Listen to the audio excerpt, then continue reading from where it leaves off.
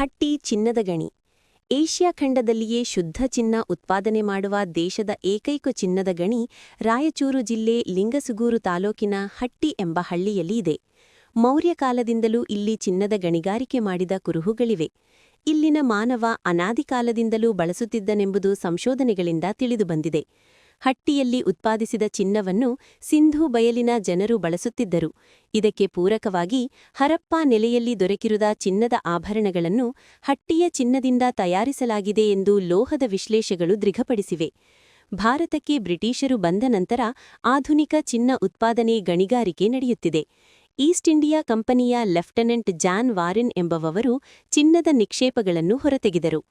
1937ರಲ್ಲಿ ನಿಜಾಮ ಸರ್ಕಾರದಲ್ಲಿ ಹಟ್ಟಿ ಚಿನ್ನದ ಗಣಿಯ ಉದ್ಯಮವನ್ನು ಪ್ರಾರಂಭಿಸಲು ಯೋಚಿಸಿ ಭೂವಿಜ್ಞಾನಿಗಳು ಸಮೀಕ್ಷೆ ನಡೆಸಿದರು. ಹಟ್ಟಿಯಲ್ಲಿ ಚಿನ್ನದ ನಿಕ್ಷೇಪ ದೊರೆಯುವುದರಿಂದ ಹೈದರಾಬಾದ್ ಮೂಲದ Deccan company Hyderabad gold mains company limited ಎಂಬ ಹೆಸರಿನಿಂದ ಕೆಲಸ ಪ್ರಾರಂಭಿಸಿತು. 1956ರಲ್ಲಿ ಮೈಸೂರು ಸರ್ಕಾರದ ಅಧೀನಕ್ಕೆ ಒಳಪಟ್ಟಿತು. ಅಂದಿನಿಂದ ಹಟ್ಟಿ ಚಿನ್ನದ ಗಣಿ ಕಂಪನಿ ಲಿಮಿಟೆಡ್ ಎಂಬ ಪುನರ್ನಾಮಕರಣ ಮಾಡಲಾಯಿತು. ಪ್ರಸ್ತುತ 4200 ಜನರು 3500 ಅಡಿಯಷ್ಟು ಚಿನ್ನದ ಗಣಿಯ ಭೂ ಕೆಳಮೈಯಲ್ಲಿ ಕೆಲಸ ಮಾಡುತ್ತಿದ್ದಾರೆ. ನಿತ್ಯ 1000 ಟನ್ ಅದಿರು ಸಂಸ್ಕರಣೆ ಮಾಡಲಾಗುತ್ತದೆ. ಲಿಂಗಸುಗೂರನಿಂದ 20 ಕಿಲೋಮೀಟರ್ ದೂರದಲ್ಲಿರುವ ಹಟ್ಟಿ ಚಿನ್ನದ ಗಣಿಗೆ ತೆರಳಲು ಸಾರಿಗೆ ವ್ಯವಸ್ಥೆಯಿದೆ.